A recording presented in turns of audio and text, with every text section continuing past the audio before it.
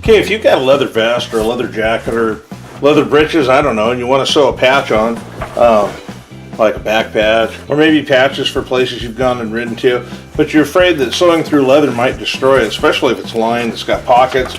This can be a little bit tricky. So what we're going to talk about today is how to sew patches on. First thing you're going to need, obviously, is a leather vest or a leather jacket or something you're going to sew onto. The trick with sewing onto these is you don't want to sew this pocket down to the outside. That'll totally ruin it, especially something like this where it has a holster inside of it. You also don't want to have this lining moving around while you're sewing, or you can put a weird wrinkle into your vest that you'll never get rid of.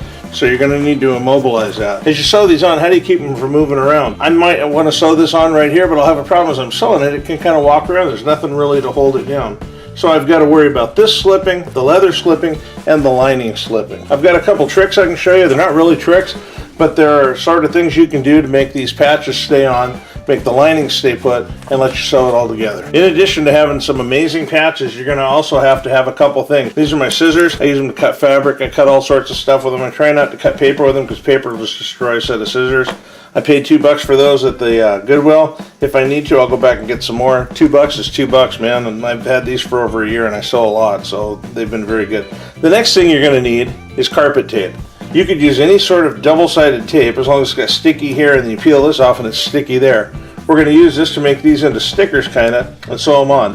One thing to keep in mind though is that you do not want to shove a needle through this because it'll get gunk all over it. It'll get this adhesive on it, and then that'll pull down into your carriage, up onto your bobbin. It'll get up into your needle, and pretty soon, before you know it, you can't sew anymore. So keep this out of the path of where the needle's going to go. Speaking of needles, I have people ask me, hey, is that like a leather sewing needle? Is this like a commercial industrial machine? Simple answer is no to both of them. So I have people ask me, hey JR, are these special leather working needles you use to sew on your leather patches and your jacket and whatnot? And no, they're not. You can get these kind of needles. They're called universal needles. These are just for regular sewing. If I want to sew a backpack, take in some breeches, whatever I need to do with that, those work great for that. These are denim needles. They'll sew on pretty much anything, but they're a little thicker. They have a different taper, and they're made for sewing denim. I mean, they do a really good job on denim, but all the patches I've sewed on my vest, I've used denim needles on it. If you look at the needles side by side, you can see that the denim needles, which are over here, are thicker than our standard needles. I buy them on Amazon. I mean, I want to say they're like $5 to $10 for a pack of them, and I bought 2 packs a year and a half, 2 years ago, and I still haven't broken all of them. I've still got 1 pack left. So if you're judicious about when you use them and how you use them, you should be okay. My sewing machine. This is my sewing machine. If you've watched any of my sewing videos, you'll know that this is Grandma. She's an old Singer 402A, made in the late 50s. It belonged to my grandmother. She gave it to my mother. My mother gave it to my cousin Debbie, and Debbie asked me if I'd like to have it. When I got it, it was in pretty rough shape. It had been stored out in the barn for a while, so I've torn her apart and cleaned her up. I've got some videos about her. She needs another good going through. I need to clean her up and get some more oil back in there. It's just going to be that time in the do a little service on her. But it's nothing special. It's not like it's a commercial machine. I mean, it's just a regular old sewing machine. It has metal gears. My wife has a really slick, fancy new brother that might be able to do this. I've never tried it with it. It's her sewing machine, so why would I do that? But it's plastic, and the plastic gears might give you a little bit of trouble. But if you've got access to one of these, and I see these on Craigslist all the time for like $15, $25. Not necessarily the Singers, but I see like Old Whites, Westinghouses, Kenmores, and you can usually get them going for practically nothing. Some of them are in great shape. It's just that nobody sews anymore. It's not a hobby, especially for guys. I don't know any guys that sew except for a couple fellas on the net. As long as you've got a fairly sturdy sewing machine, some 2-sided carpet tape, a decent pair of scissors. These aren't very expensive. They're stainless china, and then some patches that you want to sew on. My plan is to use a piece of double-sided tape that's exactly this big. Doesn't have to go all the way to the edges. You don't want it to go all the way to the edges. We're going to sew those edges down. This is just to keep it from moving around on the surface. So now that we've got those, we're going to say, okay, we're going to put those on. We take this embroidery hoop. Nothing special to an embroidery hoop, really. It's just it's 2 rings, one in the inside, it goes here, and one in the outside. You put your fabric over the bottom hoop, and then you put this on there and just smash it in, tighten it up with this. I've got it loosened all the way up, not all the way up, I mean it'll come clear out if you loosen it that far, but I've got it loosened up enough that I can get in here and hopefully hold all this mess straight while I put on my my patch.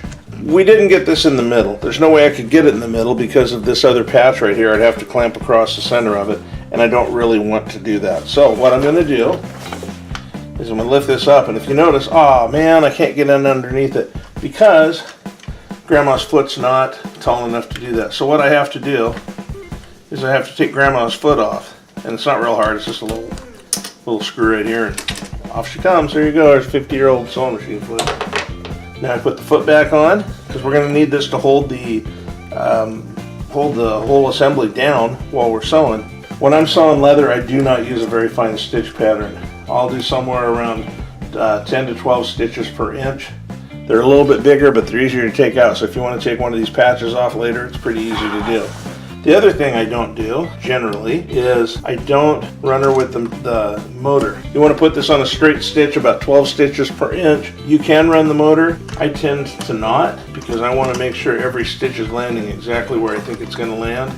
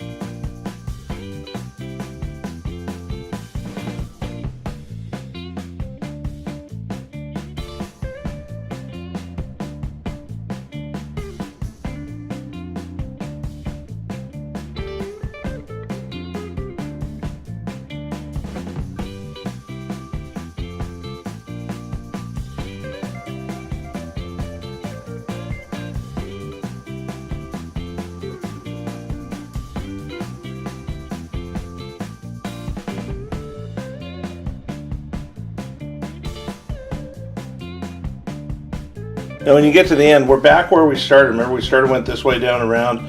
Well, we're back to that end. So what we've got to do is to make sure we stay straight, and it doesn't like to run straight because the weight of this vest is pulling it up. Put the machine into reverse, and very carefully go back a few stitches, and then come back forward again. That's a lock stitch, and that'll stop her. So we'll pull this over. Still got the threads. Let's see how it looks. There you go. I'm going to sew the other ones on, and you'll just have to watch to see that. One of the rules you can break about using the hoops is that when you get out here on the edge, you can probably just sew this. There's not a whole lot going on there, but in order to make sure we don't move anything, I'm going to run a couple of pins up here just to be sure that the lining stays put.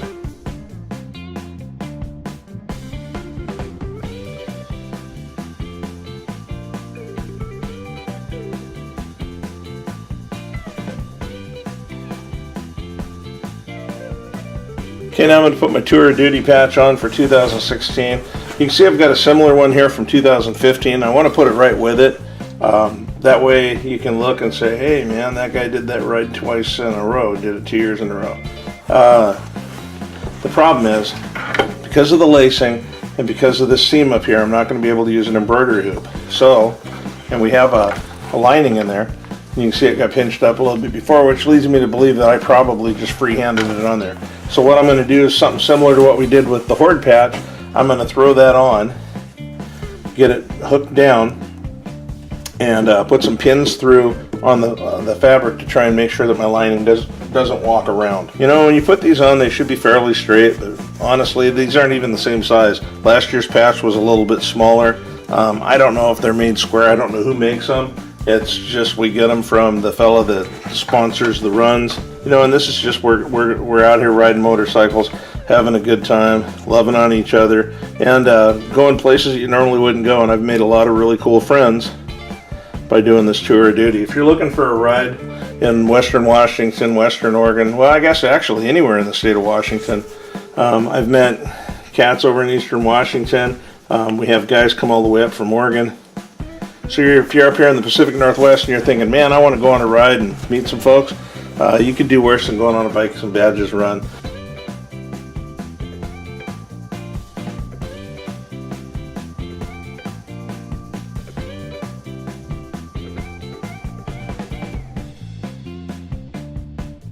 There you go. Just like that, we are complete. So it took maybe a half an hour to sew these 3 patches on. One was kind of intricate, meaning that it wasn't a standard 4-sided shape. It took me maybe, I don't know, 20 minutes, 15 minutes, but a lot of that was setting up the cameras and stuff, setting the lights up, and then going slow so I could explain to y'all what we did here. So there you go, there's the military ribbons. They're fixed on there nicely.